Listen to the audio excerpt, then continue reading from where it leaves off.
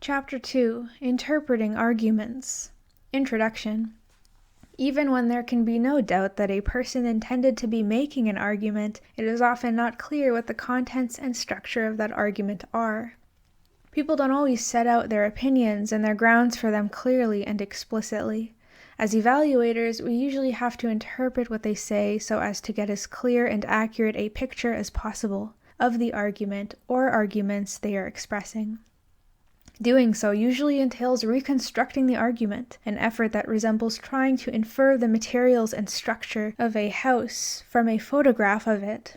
We have to infer details and what is under the surface from a partial view. This chapter contains guidelines for extracting and setting out an argument in a piece of writing. At the end of the chapter, we give an example illustrating how the guidelines work. Conclusions. If you have already established that there is an argument present in a given passage, that means you have identified some view or claim that the author is defending. This is the author's conclusion. Sometimes the author's viewpoint is not explicitly stated. You have to draw inferences from what's written and from its context in order to attribute this claim to the author. We call this a missing conclusion since it is missing from what is explicitly stated. The principle of charity requires that in attributing a missing conclusion, you formulate the most plausible claim consistent with the rest of the passage and its context. For example, suppose you are camping and about to fill your drinking water canteen from a stream when your companion says, "I think that water isn't safe and we don't want to risk getting sick."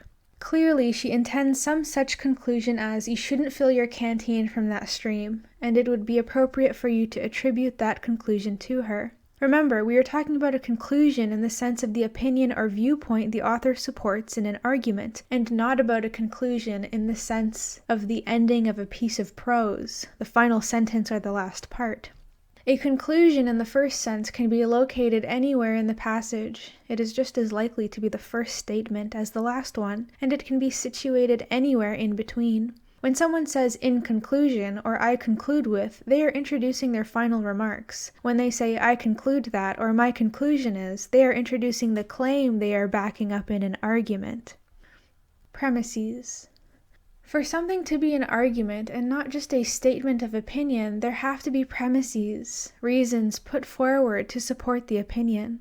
Write these premises out and try to organize them in relation to one another. Do two or more of the premises work as a unit to support the conclusion? Example: my dentist is a graduate of the University of Kentucky. He has a diploma from Kentucky on his office wall, and it's improbable that he would have a Kentucky diploma on his wall if he weren't a Kentucky alumnus. Here, 1. My dentist graduated from Kentucky, and 2. It's improbable that my dentist would have a Kentucky diploma on his wall if he weren't a Kentucky alumnus, combine to support the conclusion. Do some premises function as reasons for the position quite independently of the others? Example: it's a good idea to eat lunch. It gives you energy in the afternoon, and it keeps you from getting hungry and eating junk food, which is bad for you. In this case, energy gain and junk food avoidance are two distinct and independent reasons for eating lunch. Some reasons or evidence provide support not by backing up the conclusion, but by backing up the premises that do directly support the conclusion. This course is too hard for me. I can't understand the readings. I spent the whole weekend trying to understand Heidegger's Being and Time, one of the texts, and I couldn't grasp it at all. Here, the weekend spent in the futile attempt to understand being and time is offered as evidence that the speaker cannot understand the course readings, which in turn is offered as evidence that the course is too difficult for him. Semantic indicators of argument structure. Besides the premise and conclusion indicators that we noted in Chapter 1, languages supply other words, expressions, and conventions that serve typically to point out the argumentative roles of the assertions they accompany. Here are some examples to give you the idea. Item 1. It is common to place the conclusion of an argument either at the beginning or at the end of a paragraph. This is definitely not a hard and fast rule because, first, stylistic considerations sometimes warrant placing the conclusion in the middle, and second, writers do not always organize their paragraphs in the clearest way possible.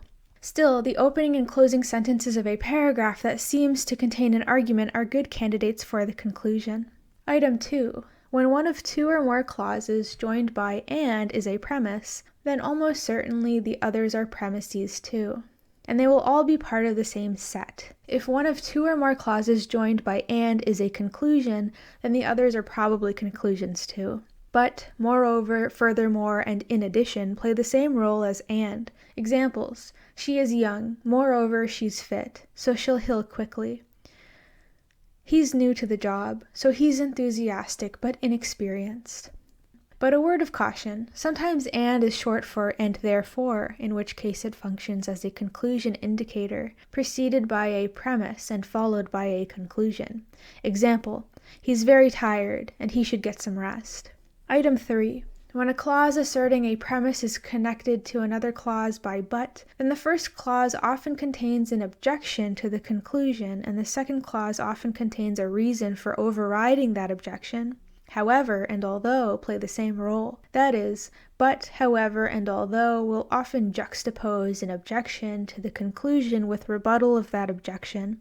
Example: she's running behind, but her next appointment has cancelled, so she should be able to see you for a few minutes. Item 4. Nevertheless or but often introduces a conclusion maintained in spite of the antecedently expressed reasons or evidence to the contrary. In other words, the arguer believes the conclusion is justified on grounds that override, take precedence over, or are weightier than the contrary evidence preceding nevertheless. Example: he has no experience in accounting, nevertheless we should hire him because he's a genius in sales. Item 5. On balance, everything considered, and all in all, introduce a conclusion that the arguer believes is supported by the net weight of the evidence, which is arrived at by subtracting the grounds against the conclusion from the grounds in favor of the conclusion. Hence, these expressions hint that you should look for both sorts of consideration, negative as well as positive ones. Example: the puppy isn't a purebred, and it's not the color we wanted, but it'll grow into a big dog, good for protection, and it's supposed to have a wonderful disposition. All things considered, I think we should buy it. Restating premises and conclusion. You will often find it necessary to paraphrase the author's prose in order to make the meaning clear, to distinguish different premises lumped together in a single sentence, to separate premises from conclusions similarly grammatically combined, and to portray the reconstructed argument, with its meaning and structure, lucidly. Here is an example to illustrate the point. In a review in the New York Times Book Review of Madonna's picture book, Sex, Warner Brooks, 1992, Karen James wrote, 1. To regard Sex as a book at all, to debate its merits as photography or erotica, is to play into the hands of Madonna's hype machine. Worse, it is to misunderstand the nature of her art. She is not a singer or an actress or a model, but a performance artist, and every word she utters is part of the act.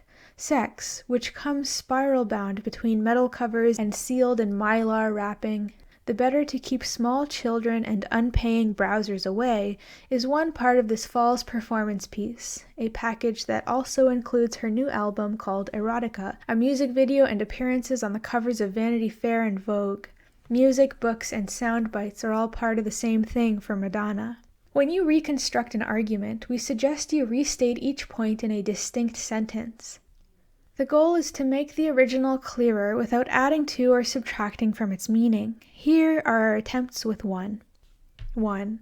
To debate the merits of sex as photography or erotica is to play into the hands of Madonna's hype machine. 2. To debate the merits of sex as photography or erotica is to misunderstand the nature of Madonna's art. 3. Madonna is not a singer or an actress or a model. 4. Madonna is a performance artist. 5. Every word Madonna utters is part of her performing act. 6. Sex comes spiral-bound between metal covers and sealed in mylar wrapping, the better to keep small children and unpaying browsers away. 7. Sex is one part of this fall's performance piece, a package that also includes her new album called Erotica, a music video, and appearances on the covers of Vanity Fair and Vogue. 8. Music, books, and sound bites are all part of the performing act for Madonna.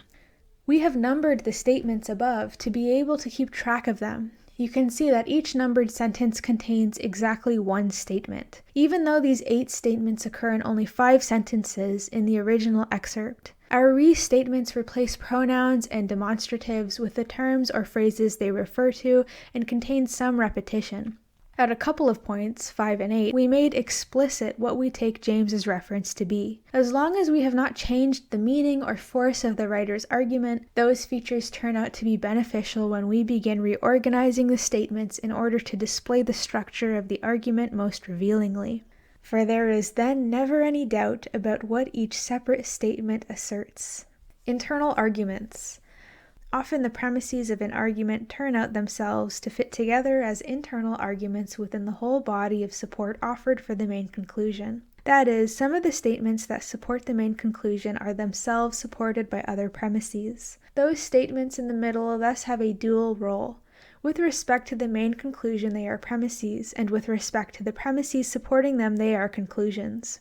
Internal argument. An internal argument is an argument whose conclusion is also the premise of another argument that directly or indirectly supports the position being argued for. Consider the argument in the following excerpt from a letter to the editor critical of media claims to have special privileges. 3. Although the media likes to portray itself as the guardian of the public interest, it has no business doing so. It is essentially just another business whose goal is to make a profit, and so its actions are largely governed by self-interest. We see 4 propositions asserted in this passage. 1. The media likes to portray itself as the guardian of the public interest. 2. The media has no business portraying itself as the guardian of the public interest. 3. The media is essentially just another business whose goal is to make a profit. And 4. The media's actions are largely governed by self-interest. In this argument, the main conclusion is 2, which is backed up directly by 4, which is in turn supported by 3. That is, the media's being just another business out for a profit is given as a reason why the media's actions are governed largely by self-interest. Note the so, and the self-interest of the media makes sense as a reason why it should not portray itself as the guardian of the public interest. Sorting out the premises of an argument, then, involves looking for internal arguments as well as for premises directly supporting the main conclusion. Missing premises. Just as the arguer's conclusion might not be explicitly stated, so too you might find that one or more of its premises have been left out of the explicit statement of the argument. We call these missing premises. For example, if we argue this is a textbook, so don't expect any jokes in it, we have left unstated the obvious premise that textbooks don't usually contain jokes. Alternatively, suppose we argue that textbooks don't contain jokes, so don't expect any when you read this book. We have then left unstated the premise, this book is a textbook. Missing or unexpressed premises. A missing premise is a statement that 1. Is not expressed in the written or spoken argument, but that 2. Must be added to the explicit premises to make the set relevant as support for the conclusion. When interpreting a particular person's argument, a missing premise will also 3. Be a proposition likely to be accepted by the arguer, and 4. Be one the arguer would likely use in addressing that particular audience.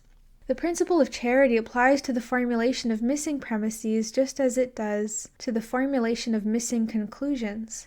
In trying to reconstruct the arguer's argument, your objective is to add to the stated premises the most plausible statement, consistent with the rest of the passage, and likely to be believed by the arguer and used in addressing that audience, needed to make the whole set of premises relevant to the conclusion.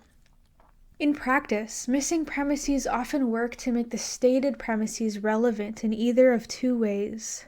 They can be members of a set with 2 members, a general claim plus a particular claim. In that case, one of the pair is asserted explicitly and the other is left unexpressed but understood. Our examples about jokes in this book illustrated this kind of missing premise. 1. Textbooks don't usually contain jokes, generalization. 2. This is a textbook, particular statement. So 3. Don't expect jokes in this book. If you find just the generalization, 1, and the conclusion 3 in what is stated, you need to supply the particular link 2. If you find just the particular statement 2 and the conclusion 3 in what is stated, the link that is needed is the generalization 1. A missing premise can figure in an argument by being a missing conclusion at the same time. In such a case, the missing premise is a statement that follows from a stated premise and, in its turn, supports the conclusion. We can best explain by using an example. Consider this argument. Government-funded efforts to save the whooping crane from extinction are paying off. Therefore, government funding of programs to preserve endangered species should be continued. You can sense the relevance of the premise, yet one might wonder how the success of the whooping crane project, that single project, relates to the desirability of funding future projects in general. However, if you read the stated premise as working logically to support a claim which links that particular project to the general conclusion, then the connection is made explicit. Here is how we would set it up. 1. Government-funded efforts to save the whooping crane from extinction are paying off. So 2. Government funding can be effective in helping to preserve endangered species. Missing premise. So 3. Government funding should be continued for programs to preserve endangered species. The missing premise in such cases is both a missing conclusion of an internal argument and a missing premise in the argument leading directly to the original conclusion. In example 1 about Madonna's book, Sex, there is a missing premise in Karen James's argument. James concludes, in part, that to debate the merits of the book's photography or erotica is to misunderstand the nature of Madonna's art. She offers the premise that Madonna is not a singer or an actress or a model. Clearly, James's argument relies on the missing premise that to debate the merits of its photography or erotica is to treat Madonna as a singer or an actress or a model. Tree diagrams. It is convenient to have in hand a technique for sketching the logical structure of an argument so you can see it at a glance. Tree diagramming, so called because the diagram of a complex argument looks like the outline of the branches and trunk of a leafy tree, is the most efficient device we have encountered. Here is how it works. A. Assign a number to each statement in the segment of prose you are analyzing. It helps to write out each statement, breaking up sentences when necessary. Replace pronouns and demonstratives with their reference. We have already done this for previous examples. Here is another one. Life without freedom is intolerable, so it is worthwhile to risk one's life to obtain or protect freedom. Maybe that's what is behind the slogan, live free or die. The 3 statements in this passage would then be written out as 3 distinct sentences. 1. Life without freedom is intolerable. 2. It is worthwhile to risk one's life to obtain or protect freedom. 3. Maybe the source of the slogan, live free or die, is the belief that it is worthwhile to risk one's life to obtain or protect freedom. B. Make a diagram, using the numbers to represent the statements they refer to and drawing an arrow from the set of numbers representing each premise set of an argument to the number representing the argument's conclusion. Use arrowheads pointing to the conclusion so there will be no ambiguity about which way the premise or conclusion relationship goes. The numbers of statements in the passage that do not figure in the argument will not appear in your tree diagram. In our example, the first statement is used to support the second one.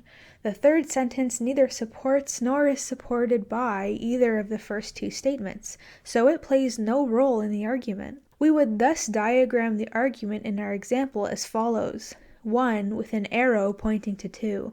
Notice that the number of the extraneous statement 3 simply does not appear in the diagram of the argument. Conventions about where to put the conclusion vary. We will put the number for the conclusion below the numbers for the premises. Number 10 is the diagram of a single argument, since there is just one set of premises supporting one conclusion. C. Add missing premises and conclusions, writing out each statement and assigning to each a letter of the alphabet, to distinguish them from the numbers representing explicitly stated premises and conclusions. Where 2 or more premises are relevant in combination, indicate that. We do so by placing a plus sign between adjacent premises. Let us illustrate these points with an example we used above to introduce the idea of missing premises. There will probably be no jokes in this book because textbooks don't usually contain jokes. Our restating numbering and tree diagram look like this. 1. There will probably be no jokes in this book. 2. Textbooks don't usually contain jokes. The diagram is 2 with an arrow pointing to 1. Our argument assumes that this book is a textbook, so to make our reasoning fully explicit, we need to add the missing premise. A, this book is a textbook. And we then need to revise our diagram to show where this missing premise fits in the argument. 2 plus A underlined with an arrow pointing to 1. This is another single argument, one premise set and one conclusion. D. Where there is an internal argument, there will be an arrow pointing to a number or letter and an arrow from that number or letter and the others in its set pointing to yet another number or letter. This shows that the middle statement is both a conclusion of the internal argument and a premise. We will use the whooping crane example slightly modified to illustrate this point. Example 15. Government-funded efforts to save the whooping crane are paying off, and I, for one, am delighted. This is clear evidence that government funding can be effective in helping to preserve endangered species. There is no question, therefore, that government-funded programs to preserve endangered species should be continued. The statements found in example 15 are 1. Government-funded efforts to save the whooping crane from extinction are paying off. 2. I, for one, am glad that government-funded efforts to save the whooping crane are paying off. 3. Government funding can be effective in helping to preserve endangered species. 4. Government-funded programs to preserve endangered species should be continued. In this argument, 2 is not evident for any of the other claims, nor does any of the other claims support it, hence 2 is extraneous. It is not uncommon for prose to contain statements that are parts of arguments mixed together with statements that play no role in any argument. The conclusion indicators, this is clear evidence that, and there is no question, therefore that, tell us that the author intends the first statement to support the third one, and the third one to support the fourth one.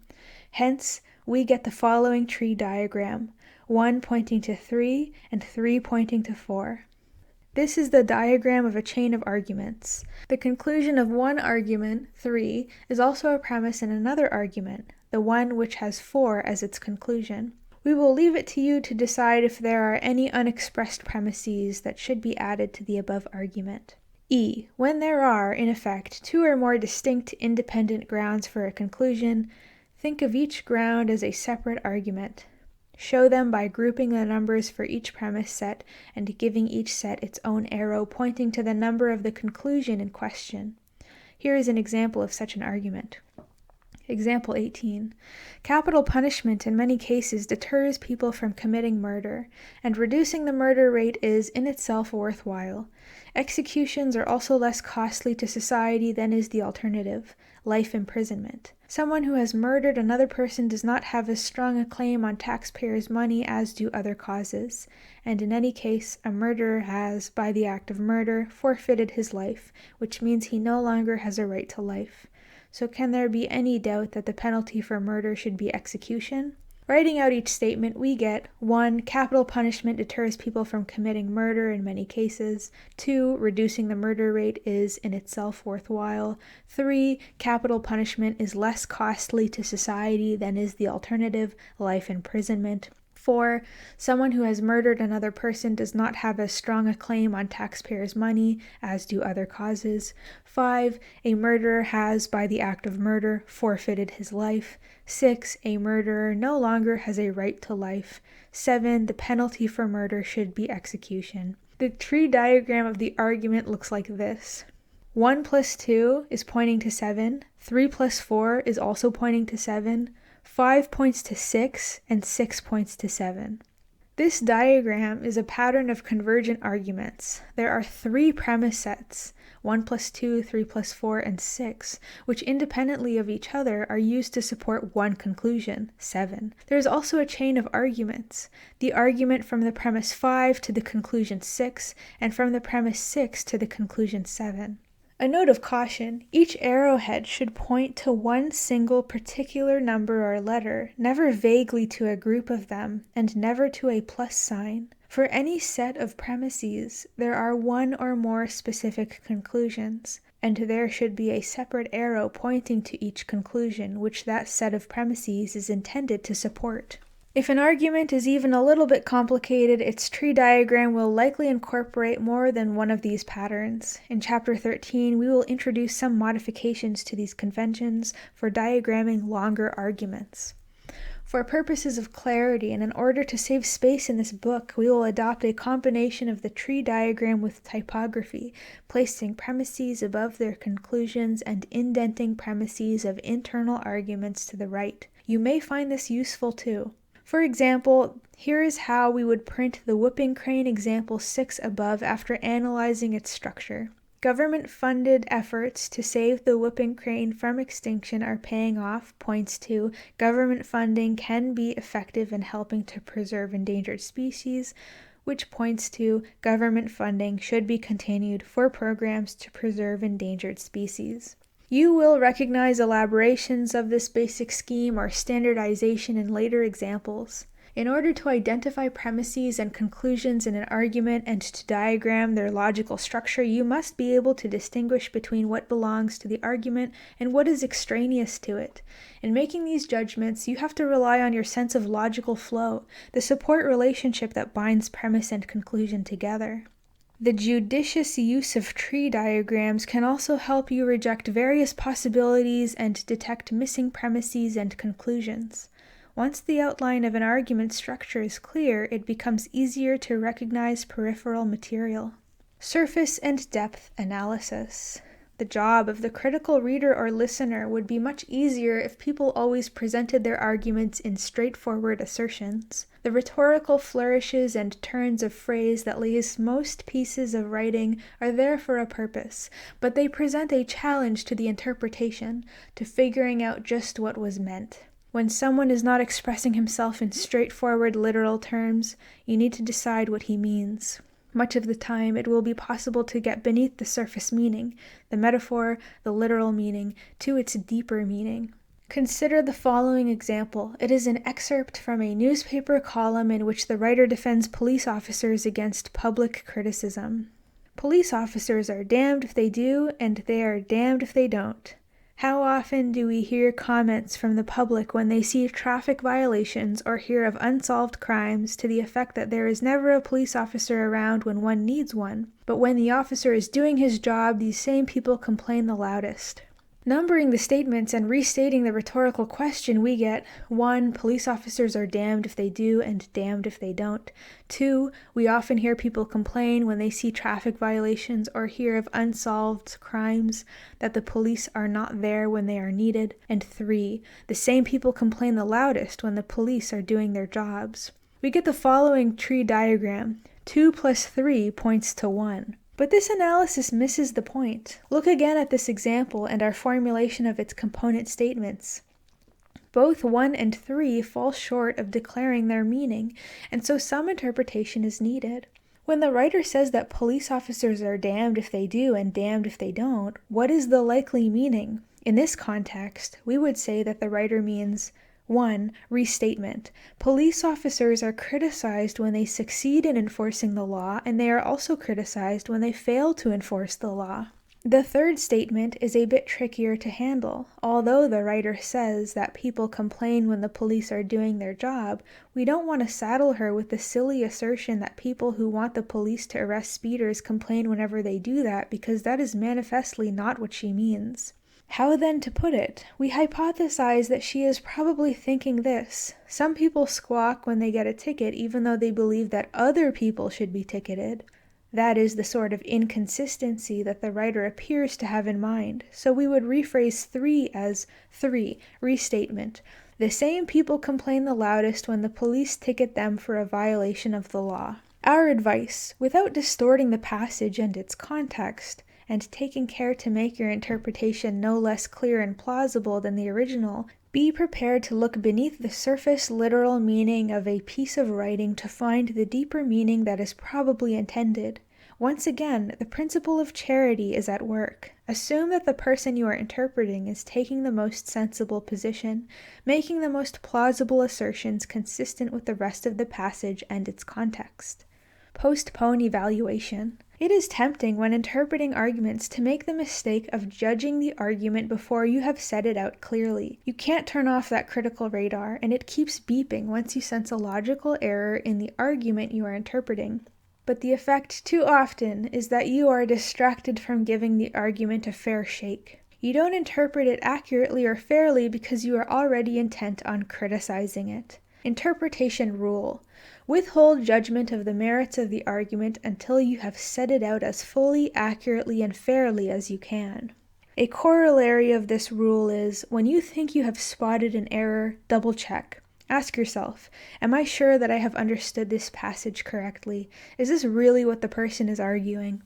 This advice has a second side to it. Just as your hostility to a thesis can lead you to jump prematurely to condemn the arguments someone offers in support of it, so too can your identification with or loyalty toward an opinion lead you to gloss over possible problems in the grounds advanced on its behalf. If either attitude causes us to misidentify what exactly the argument is, then subsequent assessment will obviously be thrown off.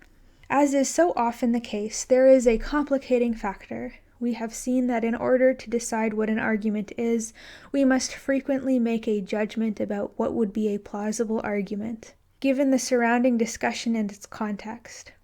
We have to evaluate in order to interpret. How then can the rule to postpone evaluation be right? The answer lies in a necessary and defensible distinction between evaluating for the purpose of interpretation and evaluating the resulting reconstructed argument. When interpreting, you must work within the limits of what the person said and what, given all the relevant factors, you have good reason to believe he or she intended to convey. You cannot change those things to make a logically better argument. Your interpretive goal is to give a fair reconstruction of the argument, and that means opting for more plausible over less plausible formulations, everything else being equal. When criticizing the resultant reconstructed argument, however, you are under no such constraints. Then all the standards of good logic, which we shall be introducing in chapters 3 through 9, must be brought to bear. In sum, first figure out what the author's argument is, trying to be fair and accurate. Only then should you begin to assess the merits of the argument. A more complex example. Now let us put all this advice to work on a complicated real-life example. We begin by giving some relevant background information about the example, a letter to the editor to the Detroit Free Press. In Michigan, a few years ago, there was a successful campaign to make seatbelt use compulsory. As you can imagine, the issue was hotly debated. The Detroit Free Press gave its support to a seatbelt bill already in the state legislature, with an editorial in late May 1982. In early June, it published several letters to the editor written in reaction to its editorial and to support for the seatbelt bill in general. Here is one of these letters. They are starting about seatbelts again, but if the law is passed, I will be the first to demand a cell in jail. I will not wear a seatbelt. 11 years ago, I was thrown into the windshield when my van went into a 7-foot ditch filled with 5 feet of water. Quick thinking by a farmer who dived into the water and got me out saved my life. Had I been wearing a seatbelt, there is no way he could have undone it and rescued me. I have suffered daily and spent more time in the hospital than out, but I'm still alive. The seatbelt law is one of the reasons I miss the beautiful country drives through Canada.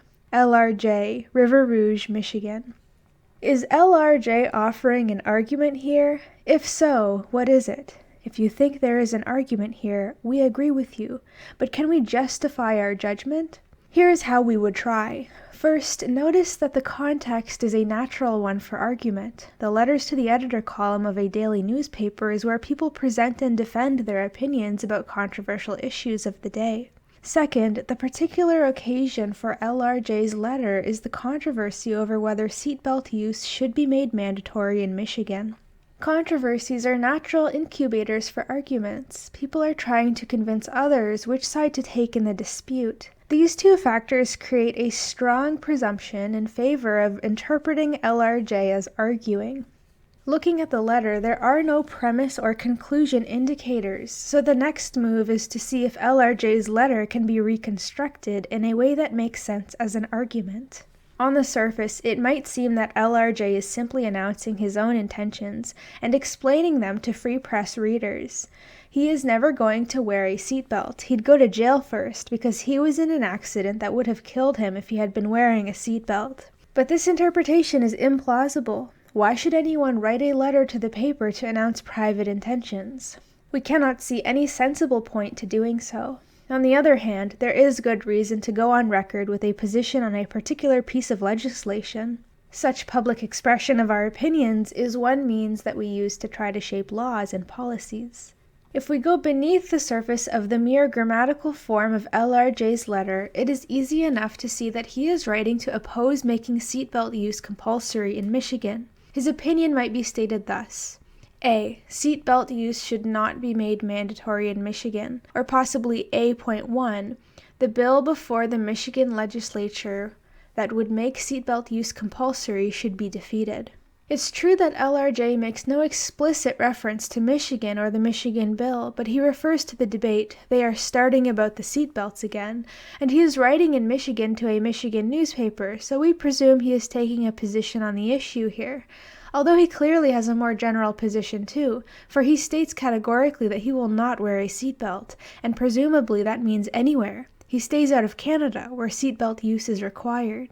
We've said that LRJ is taking a position and not just announcing his private intentions, but that doesn't show that he is arguing for his position. He might be only expressing an opinion and letting it go at that, as people often do. In fact, though, we can construe his letter as containing an argument for his position as soon as we take into account the middle paragraph, where he recounts the accident he was in 11 years ago. Once again, we have to go beneath the surface of the personal anecdote to the underlying point. We take LRJ to be arguing that there can be accidents in which the wearing of a seatbelt can contribute directly to the death of the occupant of the vehicle. LRJ's personal experience has no bearing on the issue. It is irrelevant, unless it is taken as evidence for a general claim about one risk of wearing a seatbelt. So we see LRJ's argument shaping up roughly as follows. B. I was in an accident in which I would have died had I been wearing a seatbelt. Points to C. Wearing a seatbelt can cause death in an accident, which points to D. It can be life-threatening to wear a seatbelt, which points to A.1. The Michigan bill to make wearing a seatbelt compulsory should be defeated. What we are proposing is that LRJ's personal story can be seen to make sense as part of an argument for his position if it is taken to be intended as evidence for a more general claim, one which can, in turn, be hooked up as a relevant reason for accepting his position. We don't know if LRJ would agree with exactly the way we filled in the connections. He might have reasoned as we reconstructed his argument above, or he might have gone from B straight to D, or he might have gone from B to C and then straight to A1. The reason we added D is that we can see it warranted as support for A.1 by a further general assumption, namely that the state should not make the use of potentially life-threatening devices compulsory. Whatever general premise or premises we take to connect LRJ's personal experiences with his conclusion, some such further premise that warrants this connection has got to be taken for granted as part of the argument. If LRJ just says, it can be life-threatening to wear a seatbelt, you can respond, so what? What's that got to do with the Michigan bill? And to your question, LRJ's obvious reply will be, plenty. The state shouldn't legislate things that are life-threatening. Or, if LRJ wants to argue directly from B, wearing a seatbelt can cause death in an accident, to his opposition to the Michigan bill, you can again insist, what has the fact that wearing a seatbelt can be responsible for a person's death in an accident got to do with rejecting the Michigan bill? In that case, he needs to provide some justification for the connection, such as, the state shouldn't legislate the use of devices that can contribute to a person's death. What we are doing here is reconstructing how LRJ might have intended his argument to run. We can make sense of what LRJ has written in his letter to the Detroit Free Press as an argument, although doing so requires filling in some missing premises. To anyone who complains that we are taking liberties with LRJ's letter, our reply is that the alternative is worse. Either LRJ intended to be arguing, in which case we have to reconstruct his argument and fill in some missing premises so the argument will be plausible and its premises will connect up with the conclusion, or else we must surmise that he took the trouble to write a letter to the paper just to tell a personal anecdote and announce to the world his private plans. We think the former representation is the more credible, even though the argument we have to attribute to LRJ turns out not to be the strongest one in the world. We have answered both of our initial questions about LRJ's letter. Is he arguing, and if so, what's the argument, at the same time? That was unavoidable. The only way to make a solid case that an argument is intended, in the absence of explicit notice to that effect from the author, is to extract a candidate and show how it is plausible. So you end up with two answers at the same time. Yes, there is an argument here, and here it is. To finish the job, we should put down in completed form alternative interpretations of LRJ's argument. B. I was in an accident in which I would have died had I been wearing a seatbelt, which points to C. Wearing a seatbelt can cause death in an accident. D and E. It can be life-threatening to wear a seatbelt, and this state should not legislate the use of possibly life-threatening devices, point to A.1. The Michigan bill to make it compulsory to wear a seatbelt should be defeated. Or B. I was in an accident in which I would have died had I been wearing a seatbelt, which points to C and E. Wearing a seatbelt can cause death in an accident, and the state should not legislate the use of devices that can contribute to death in accidents, which both point to A.1. The Michigan bill to make it compulsory to wear a seatbelt should be defeated. Is LRJ's argument a good one? The topics of what makes good arguments and what distinguishes bad arguments are introduced in the next chapter and pursued in chapters 4 through 9. Summary.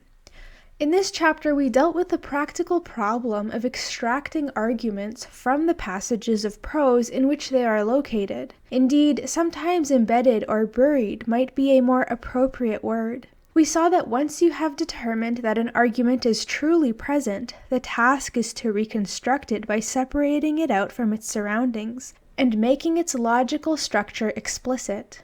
We listed a set of guidelines for interpreting the argument. First, identify and write out the conclusion, making it explicit if it is unstated. Then, list the premises and try to get a clear picture of the pattern of their supporting relationships. In the process of doing this, you will often need to identify the missing premises, and we included some advice for that task. We introduced the convention of making a tree diagram to display the argument's logical structure. In following these steps, it is necessary to distinguish extraneous material from what belongs genuinely to the argument, and you will often find yourself having to dig beneath the surface of the writer's prose to bring out its deeper intended meaning. Throughout, there is a temptation to mix up your critical evaluation of the argument with your interpretation of its intended meaning. This critique of the argument must be postponed until you have it fairly represented. If you have mastered the material so far presented, you have already made a solid start in developing the skills for appraising arguments. More likely, however, you will find it useful to turn back to the material presented in chapters 1 and 2 from time to time as you proceed with the rest of the book.